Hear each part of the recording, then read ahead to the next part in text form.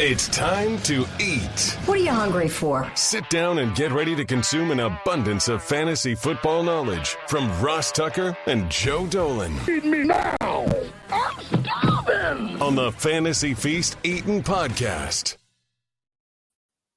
Yeah, let's eat, baby. It is the Fantasy Feast Eatin' Podcast presented by DraftKings. And here we are, a few days away from the Final Four.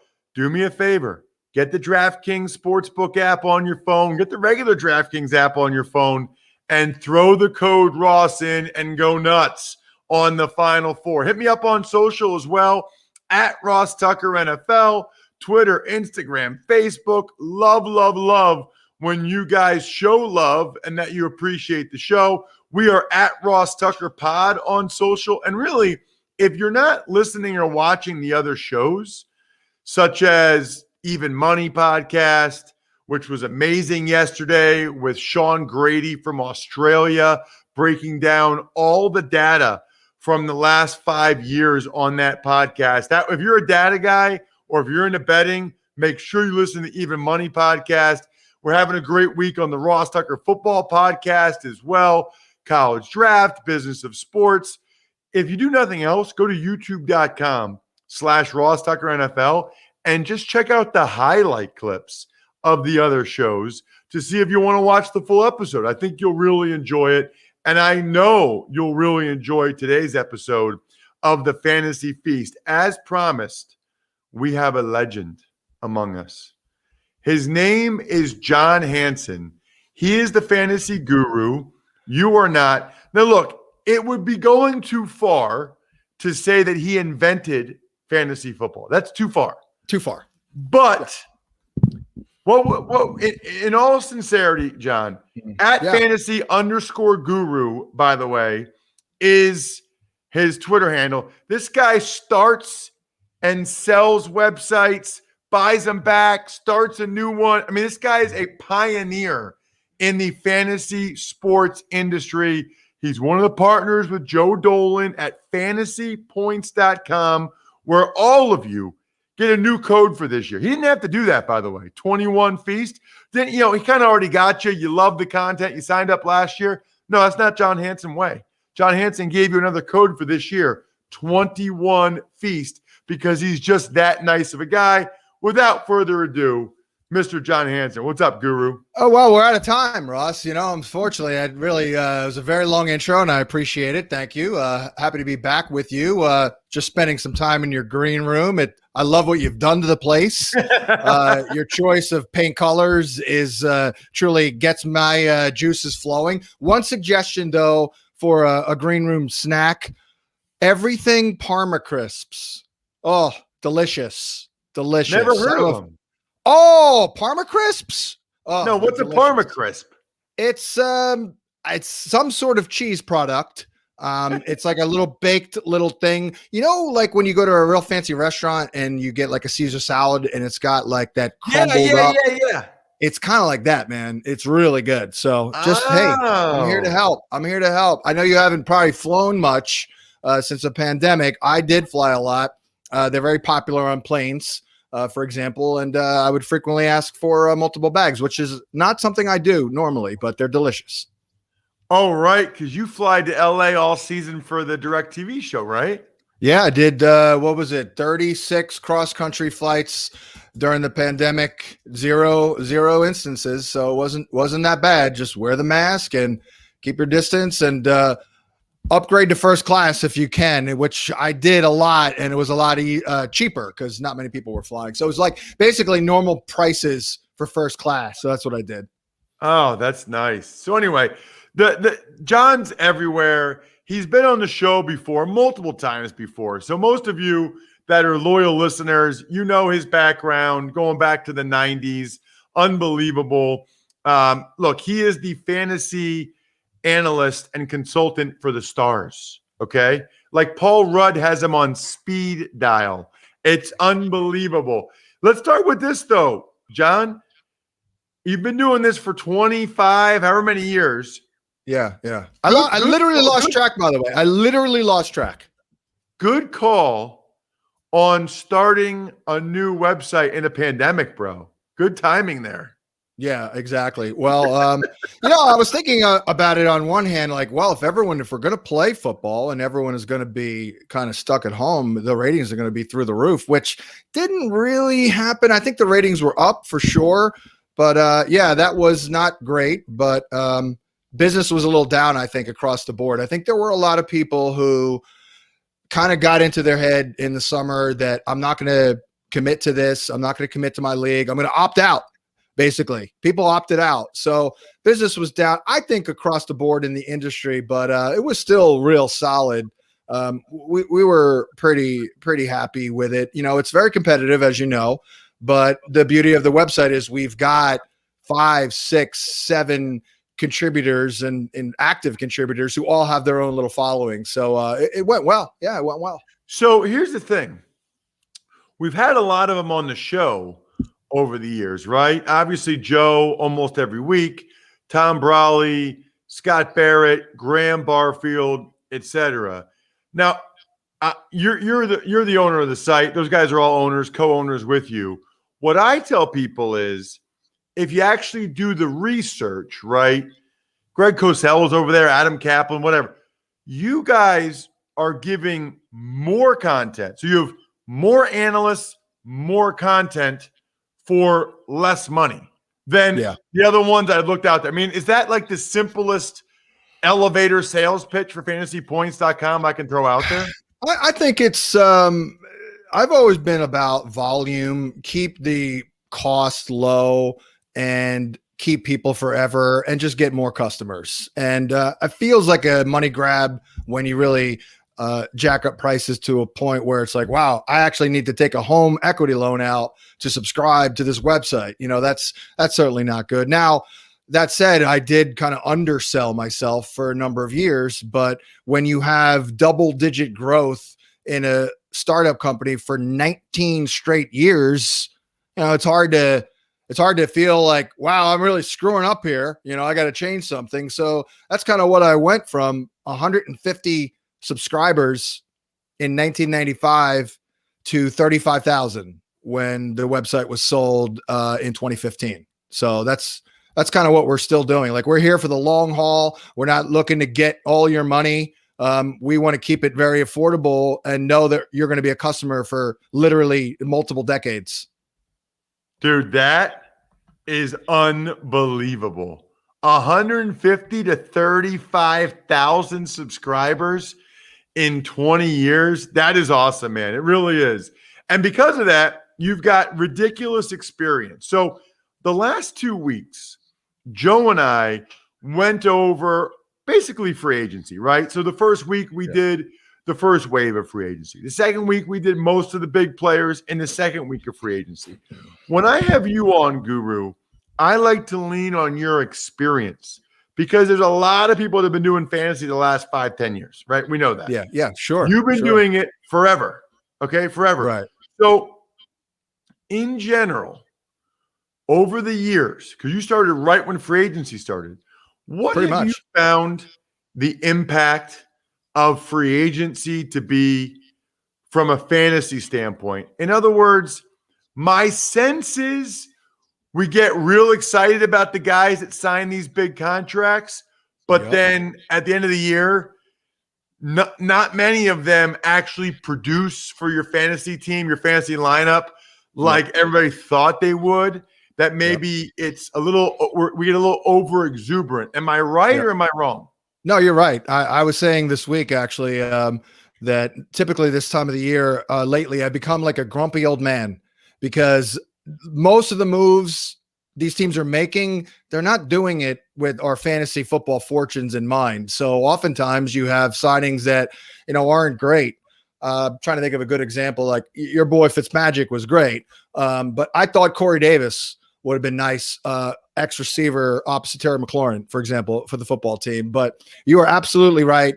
It is March. We're starving for information. We're starving for analysis. There are always some good moves, no doubt about it, that make a ton of sense, are very logical, and we can get behind them. But you're right. More often than not, we kind of oversell it. And by the way, when we get into August, we're not really going to be thinking back to Corey Davis and a lot of these moves. There will be some, but it'll all kind of blend together, and it'll be part of the big picture, and it won't really mean nearly as much as we think it does in March. So I might be wrong, John.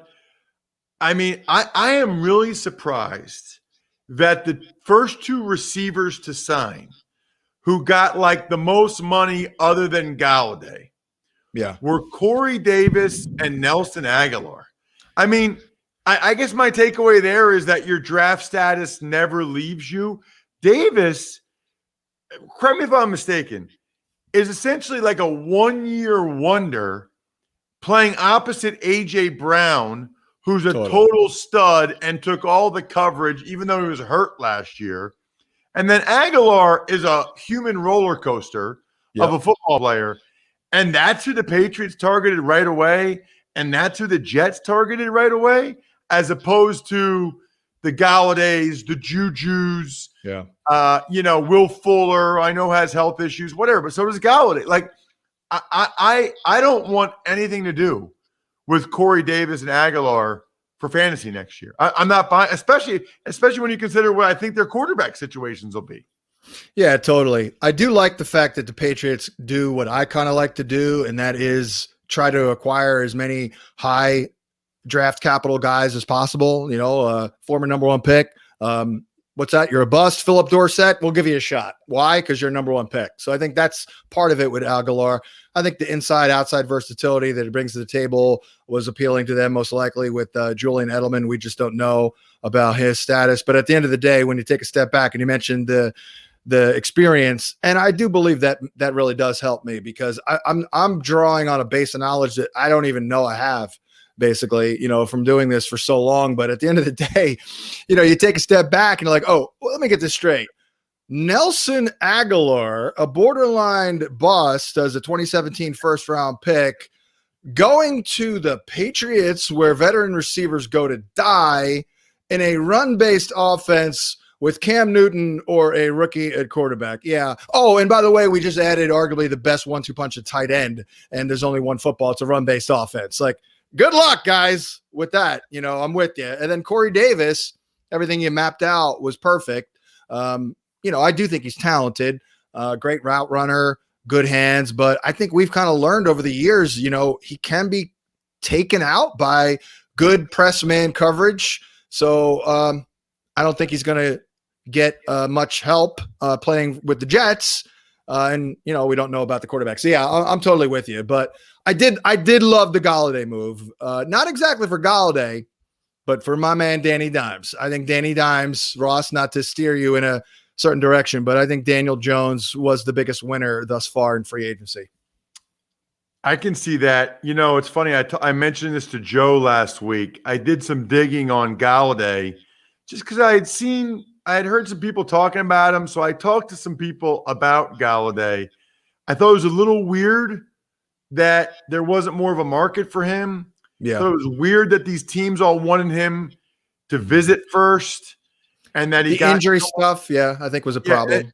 So there's a few things. One is on the purely football side, there's question about his ability to separate, and there's some concern he's mainly just a bigger bodied contested catch guy and not a guy that gets a lot of natural separation. Yep. Then, there were a few things that happened in Detroit last year off the field, even when maybe his injuries were behind him, but he still wasn't out there on the field. Yeah.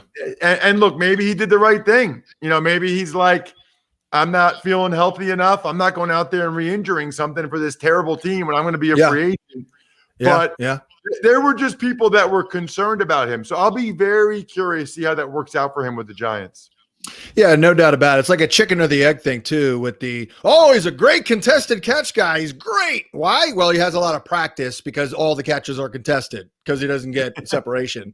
But, on the other hand, the guy's never been under 15.2 yards per reception, and a career number of 16.8 in 4 years is pretty hard to argue against. He can make plays at all three levels of the defense. He can stretch the field from that X receiver spot there on the outside. And then he knocks everybody else down a peg in terms of his Danny Dimes' guy, Shepard, who I've always loved. And then Darius Slayton, you can kind of move him to Z, and Evan Ingram, of course, as well. Now, all these guys are injury risks. This could all blow up, but certainly on paper, Ross, it really does look great. I thought that Jason Garrett kind of found his way working with Evan Ingram as the season progressed. You noticed different routes that he was running, and he was a little bit more productive. I know he was not wonderful.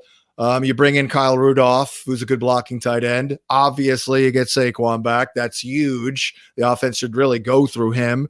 You get Nate Solder back as well. I give him a lot of credit, too, for at least trying to upgrade the offensive line. We'll see about Thomas and Hernandez and Solder. It's not a great line, but maybe it won't be terrible. But at the end of the day, I'm a Daniel Jones believer. I know people like to make fun of him and all that, but Ross, the man is 23 years old.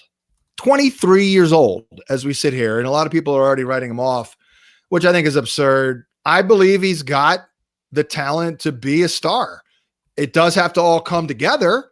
We need some fine tuning, and we need a lot of things going well, but show me where he's deficient. He's athletic. He's got a good arm. It's a live arm. It's not a cannon, but it's good. He makes all the throws. Ball location's good. Accuracy is very good, very athletic. Obviously, the deficiencies are ball security, of course, but at least he did improve in that regard, improving the interception rate, and he fumbled fewer times. So he's shaky, man, but there's a reason you can get him 200 picks into a draft too. I'll take him 1,000 times out of 1,000. Like right now at like 190 overall in best ball, which is like where he's going off the board. Nothing but upside there. Speaking of quarterbacks, let's talk about the guys that moved or at least re-signed this offseason. Fitz to Washington, Jameis, New Orleans, Andy Dalton, Chicago, Cam Newton back in New England. Even maybe you should mention Tyrod Taylor in Houston with all the Deshaun Watson stuff. Jacoby Brissett with the Dolphins. Is there a guy in that group, John, that you are higher on or lower on significantly than the consensus from a fantasy perspective?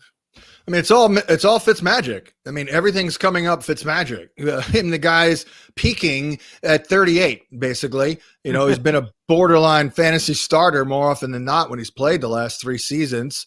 7 starts this year. He was a new team, by the way, during a pandemic. 7 starts. He was a top 12 quarterback 5 times. Back in Tampa, led the NFL in YPA back in 2018 with 9.7. McLaurin's going to love him, obviously, and vice versa. He'll love McLaurin. Fitz is much more aggressive than Alex Smith, obviously. Almost double the average depth of target from Alex Smith. He was really underhanded throwing footballs.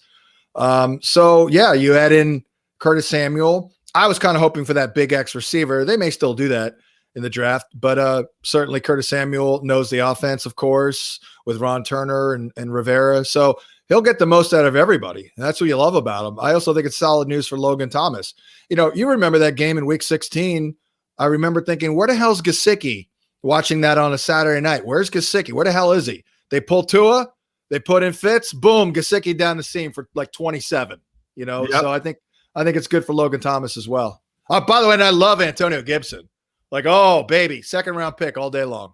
Wow. All right. I like that. Well, speaking of running backs, so the biggest names, John, went back. Aaron Jones back to Green Bay. Chris Carson back to Seattle. I'm assuming, based on what we were saying earlier about guys switching teams and that sometimes being fool's gold, I'm assuming we like that, and that's best case scenario when studs like that go back to their current teams. Is that fair? I think so. I think I was asked, actually, where would you rather have Aaron Jones, in Green Bay or in Miami? I know Miami's upgrading an offensive line and all that, and Green Bay lost Corey Linsley, which sucked. It probably was a function of, signing Aaron Jones. They probably couldn't afford him for that. But I think, I'd rather the continuity And I like how they've kind of managed Aaron Jones. And by the way, I must have a good feel for it. I literally got his projection exactly right last year. Across the board, I had his number of rushing touchdowns right, receiving touchdowns, everything. Carries, yards, catches were a little off, maybe like 3, 4, but it was like, wow. And at this point, the reason is when you have a significant body of work, you're entrenched in an established offense, you have established yourself, you can pretty much predict the future. Like Matt Ryan, it's like a joke the last 5 years. Like, it's easy. He's going to throw 630 passes, is going to complete 65% of them, 65.9. You know what I mean? Like, so I feel like Aaron Jones, though, will get a small boost in terms of no Jamal Williams, obviously. He vacated, I think I had the number here. It was like 30, 35. I think it was 2.5 targets a game with Jamal Williams gone. AJ Dillon, I have actually interviewed him a number of times. He swears to me that he can catch the ball pretty well. He did catch all 3 of his targets for what it's worth, but I only gave him I think I literally gave him 1.5 targets a game. And that was even assuming, because I already actually did the projection, by the way. So AJ Dillon, unfortunately, I have him with a good number of carries, but only like 12 catches. So in PPR, it's really hard for him to compete, so to speak. But on the other hand, with Aaron Jones, he does get a boost here. I have Aaron Jones with 61 grabs on the season, 286 fantasy points, which would be about RB6, I believe, last year. So yeah, I think it's a slight upgrade for Aaron Jones, retaining his spot in Green Bay with the Jamal Williams heading out. And then again, you're replaced by AJ Dillon, but AJ Dillon's not going to catch the ball. Ross, I want your reaction to my theory, because I said this last summer with LaFleur, wondering like, what are they doing taking AJ Dillon in round number 2? It just kind of struck me watching Aaron Jones that in the passing game, I'm like, you know what? He looks like Alvin Kamara out there. So then I thought, okay, maybe they wanted like a 1-2, like an Ingram Kamara, basically. Yes. And I think that's good. I think that's what they're doing in Green Bay, and I like it. I think AJ Dillon is really intriguing. Again, non-PPR, you're looking great. In PPR though, his upside is capped. It's interesting. I remember talking to the New Orleans coaches on the field before the game they were getting Mark Ingram back from suspension. I can't remember what he was suspended for, but he was suspended or hurt or something, right? Yeah. Mark Ingram, a couple years ago. And they were so happy because they were so scared of overusing Kamara and Kamara getting hurt when Ingram wasn't there. They liked to use Kamara on third down. They liked to use Kamara in the passing game. And they were almost like nervous. Every game without Ingram, it was like they were nervous Kamara wasn't going to be able to hold up. He was going to get hurt. They were so happy when Ingram was coming back. I feel like that's probably where the Packers are, where it's like they know how good Jones is. They don't want to overuse him. They want to use him for critical passing plays, and they want him to be fresh in January. Totally. And we have seen that. He has been fresh in January. So my numbers for him were almost exactly the same as last year. 205 carries for 985 rushing yards. But again, those 61 grabs. So yeah, 260 touches. I actually even projected him missing 2 games, which he did.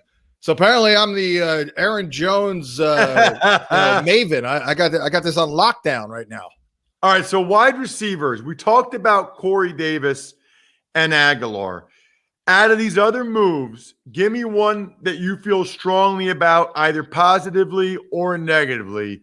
AJ Green, Arizona, Marvin Jones, Jacksonville, Emmanuel Sanders, Buffalo, the Bourne Identity, New England, Juju back in Pittsburgh. Did not see that one coming. Yeah. Will Fuller with Tua in Miami. Yeah.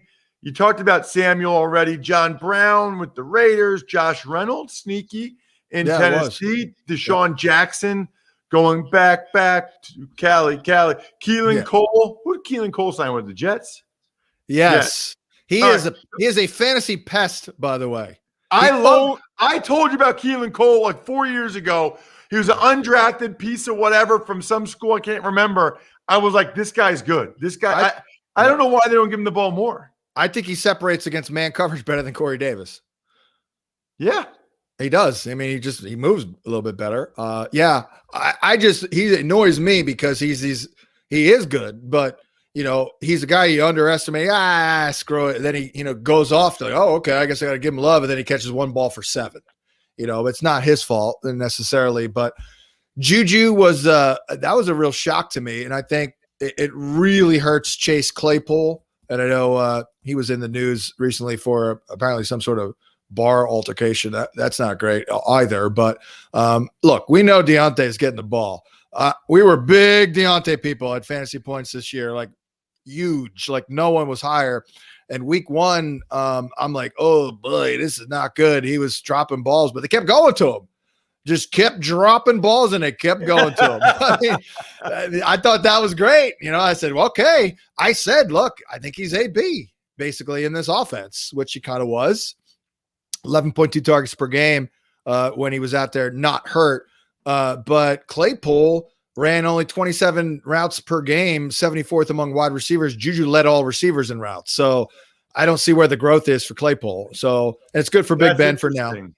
Yeah. I really did not think Juju was going back there. I thought with Claypool, Deontay Johnson, and James Washington, the Steelers had 3 good enough receivers. Right. Sure. That one surprised me. I want to get your opinion on the Patriots tight ends. Yeah. Which one's the right one to have, and how high should we draft? Like, we know when we do these drafts that it's Kelsey or Kittle if you're going to take a tight end early, and then there's like 5 rounds in between, it feels like, before you take anybody else, right? Mm-hmm. Where are Jonnu Smith and Hunter Henry now on your hierarchy of where we're drafting tight ends? Which one's higher? Give me the breakdown. I mean, it's not fun. I don't know if you've ever been old ticks exposed, Ross. Yeah. The only time I believe I was old takes exposed was, it sounds terrible, but when the Patriots drafted Gronk and Hernandez, I tweeted something like, I mean, they're going to cannibalize one another, for this year. I wasn't talking about long-term. Of course, they made it look like long-term. It kind of did come true, even though they scored a lot of touchdowns. I think only one of them was in the top 12, and it was like lower. And then another one was like at 14. I mean, it certainly wasn't great. It wasn't terrible. But this is, like I said earlier, by the way, just to finish up on Will Fuller, do not like Will Fuller at all this year. Tua was not good throwing the ball down the field. Only 38.7% of his passes thrown 20-plus yards down the field were completed. So just to wrap that up. But, I've always been a huge Hunter Henry guy, and I think they're interchangeable. I think he'll be the inline guy, but it's a run-based offense, and they're probably going to cannibalize one another. And the quarterback is not that great. They don't throw it a lot. They threw it only 27.5 times per game, only completed 17 balls a year. So it's no matter how you slice it. A lot of money for 2 tight ends when your quarterback's not very accurate. You don't want to even throw the ball that much. I mean, I know they can use 12 personnel, 2 tight ends at the same time. They can move them around. I know Cam is better in the middle of the field. It's just interesting to make them the 3rd and 4th highest paid tight ends ever. Yeah, and look, Henry had 10.4 fantasy points per game last year. I don't think he's going to hit that, this year. Only 12 tight end. It doesn't sound like a big number, actually. It's, 10 points a game. Okay, it's decent, obviously, but only 12 tight ends hit that last year. And I haven't done the projections yet. So what I do is I'll break it down that way. I'll actually do the numbers and see where they come out in the rankings. But these are, at the end of the day, I think the only positive is they are good at football. They're very good players in their own right. And they're going to get less love because of the concerns. At some point, you'll be in a draft like 140 overall. You're like, oh, what the hell? Give me Hunter Henry, right? Because otherwise, I don't know how you're actively like, all right, here we go. I'm here for my drafts. got to get me Hunter Henry in the 9th round. There's no way anyone's going to feel that way. That was very like Larry David Seinfeldian right there. They like the one thing they have going that they are good at football, which is good. So what I want, John, from people like Hunter Henry and Jonnu Smith, I want fantasy points, which, by the way, is an unbelievable name for a website. Because at the end of the day, that's what we all want. We want points. We want fantasypoints.com. We want the code 21feast. So you get a little discount so they know I sent you.